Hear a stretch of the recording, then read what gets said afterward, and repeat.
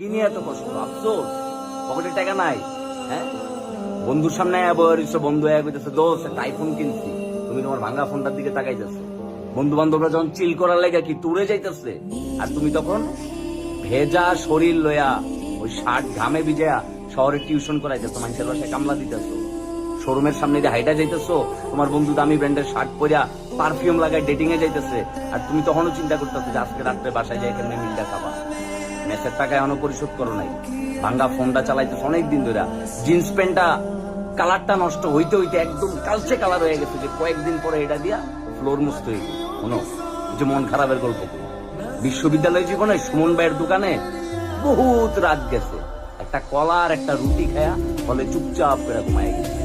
বন্ধু বান্ধবরা টুরে যাইতেছে, বলছি যে বাসায় যাইতে দিব, আস্তে করে হলে যায় চুপচাপ করে। আর বাসাই তো নাই, বাসা থেকেই তো সাপোর্ট পাইবে, বাসা থেকে তো